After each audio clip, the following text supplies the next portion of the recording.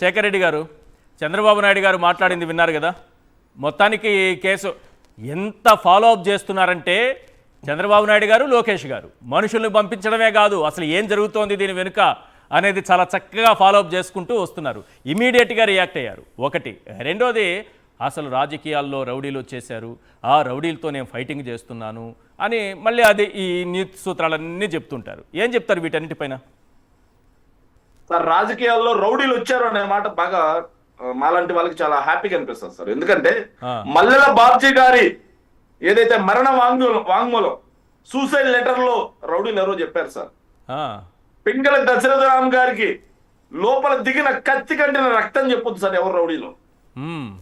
అదే విధంగా సార్, ఏదైతే విజయవాడలో చంపబడినటువంటి కాపు నాయకుడు మంగవెట్టి రంగా గారు, ఆయన ఆత్మ చెప్పొద్దు సార్ ఎవరు. అదేవిధంగా వెన్నుపోటు గురి కాబడినటువంటి ఎన్టీఆర్ గారు ఘోషించి చెప్పారు సార్ చనిపోక ముందే, ఎవరు రౌడీ, ఎవరు దాదా, ఎవరు గుండా, ఎవరు వెన్నుపోటుదారుడు, ఎవరు ఔరంగజేబ్ అనేది వాళ్ళు చెప్పారు సార్. మనం చెప్పక్కర్లేదు సార్. సార్ ఇంకోటి, ఈ ఫోన్ ఉంది కదా సార్, ఈ ఫోన్ కి చిప్పట్లో సార్ టచ్ చేయడం ఉంటుందండి సార్, అది కూడా బాబు గారు పెట్టారు సార్. ఎట్లా ఆయన చెప్తా ఉంటారు కాబట్టి సార్, ఒక్కసారి చూడండి సార్. నొక్కేదో చూపిస్తున్నారు మీరు. ఏదైతే సార్ ఇది పల్నాడు జిల్లా, ఆ టచ్ కొడితేనే వస్తుంది కదా సార్, అది కూడా లేకపోతే లాక్ అయిపోద్ది కదా. చంద్రబాబు కనిపెట్టింది సార్ టచ్ కూడా. పల్నాడు జిల్లా ఎస్పీ గారు ఇచ్చినటువంటి వాంగ్మూలం సార్, 18వ తారీఖు 6 నెలలు సార్. ఈ రోజు మాజీ ముఖ్యమంత్రి వైఎస్ జగన్మోహన్ రెడ్డి పల్నాడు జిల్లా సత్తెనపల్లి నియోజకవర్గం రెంటపాలె గ్రామం పర్యటనకు వెళ్తుండగా ఉదయం 10:35 సమయంలో NH-16 ఏటుకూరు బైపాస్ దగ్గరలో భరత్ పెట్రోల్ బంక్ ఎదురుగా హైవేపై జగన్ గారి కాన్వాయ్ వచ్చే సమయానికి పత్తిపాటి నియోజకవర్గ సమన్వయకర్త బలసాని కిరణ్ కుమార్ పిలుపు మేరకు అన్ని మండలాల కార్యకర్తలు, మండల నాయకులు లాల్పులం గ్రామం సమీపంలో ఉన్న పార్టీ కార్యాలయానికి వచ్చి అచ్చటి నుంచి 300 మంది వరకు నడుచుకుంటూ ఆంజనేయ స్వామి విగ్రహం దాటి పై ప్రదేశానికి వచ్చారు. వచ్చిన జనంలో వెంగళాయపాలెం గ్రామానికి చెందిన చీలి సింగయ్య సన్ ఆఫ్ మస్తాన్, వయసు 53 సంవత్సరాలు అన్న అతను తాగి ఉండి కాన్వాయ్కి ముందు వెళ్తున్న పెట్రోల్ కార్లకు ఎదురుగా వెళ్ళగా car AP26 CE 0001 Tata Safari గుద్దగా చీలి సింగయ్య రోడ్డుపై పడిపోయాడు. అతనికి రక్తగాయమైనవి. అక్కడ ఉన్న కార్యకర్తలు సదరు పడిపడి ఉన్న సింగయ్యను డివైడర్ మీద పడుకోబెట్టి వెళ్ళిపోయారు. హైవే రక్షక్ పోలీసు వారు 108 కాల్ చేయగా అంబులెన్స్ వచ్చి సింగయ్యను గుంటూరు GGH కి తీసుకెళ్లగా డాక్టర్ గారు పరిశీలించి అప్పటికే చనిపోయారని నిర్ధారించారు. ఇది 18వ తారీఖున పల్నాడు జిల్లా ఎస్పీ గారు ఇచ్చినటువంటి వాంగ్మూలం సార్. ఎస్ సార్, వాళ్ళని ఎవరైతే టాటా సఫారీ వాహనం సీజ్ చేశారు సార్, డ్రైవర్ ని అరెస్ట్ చేశారు సార్, పూచీకత్తు మీద స్టేషన్ బెదిరించి పంపించారు సార్. ఏ యాక్సిడెంట్ కేసు అయినా జరిగేది అదే సార్, పూచీకత్తు మీద స్టేషన్ బెదిరించి పంపిస్తారు సార్. డ్రైవర్ తాగకుండా ఉంటే, ఒకవేళ డ్రైవర్ తాగి ఉంటే అతను అరెస్ట్ చేసి లోపల పెడతారు సార్. కానీ డ్రైవర్ తాగి లేడు అని చెప్పి పూచీకత్తు మీద పంపించారు సార్. సార్ అంతవరకు బానే ఉంది సార్.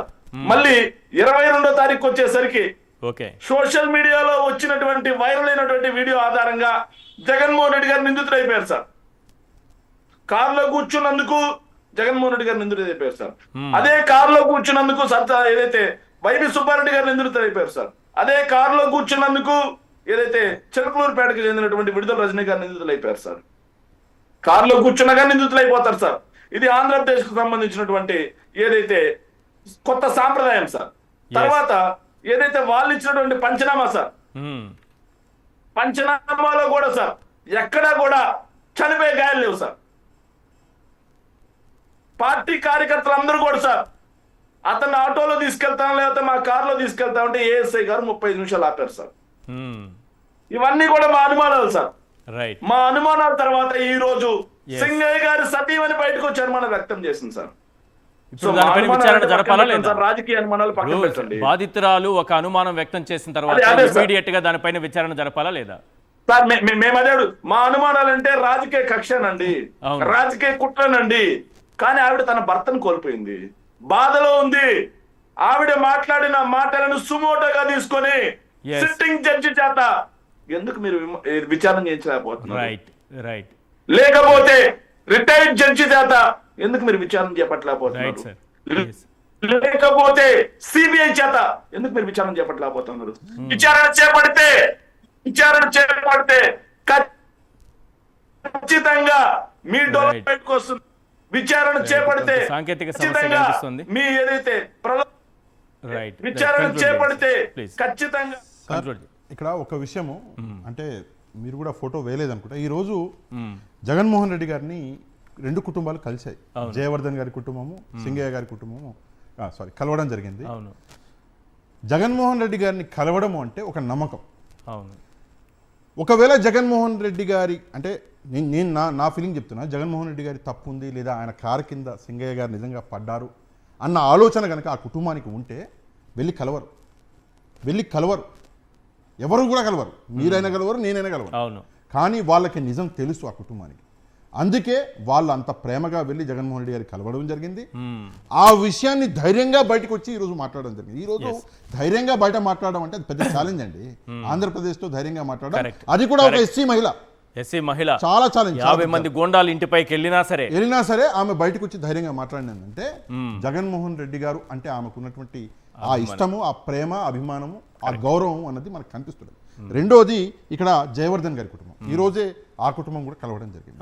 జయవర్ధన్ గారి మృతి నిజంగా మనం అందరం చూసినాం. దాన్ని కూడా ఎలాగ రాజకీయంగా వాడుకుందామన్నారు, నిజం అన్నది అట్ట నిప్పులాగా బయటకు వచ్చేసింది. ఆ సీసీటీవీ కెమెరా దొరకపోయింటే వీళ్ళు చెప్పింది నమ్మించేసేవారు. సింగయ్య గారిని పక్కన పెట్టి దాని వెనకాలే పడేవారు. పచ్చ దొంగలు సార్, పచ్చ దొంగలు అసలు ఎంత ఇదిగా చెప్పేశారు తెలుసా. కానీ సరే, హోంమంత్రి గారు ఆ వీడియో బయటకు వచ్చిన తర్వాత కూడా ఆ విషయం మీద అబద్ధాన్ని ప్రయత్నించారు, పట్టువని దొరికేశారు. ఏదేమైనా కూడా నిజం అన్నది నిప్పు లాంటిది.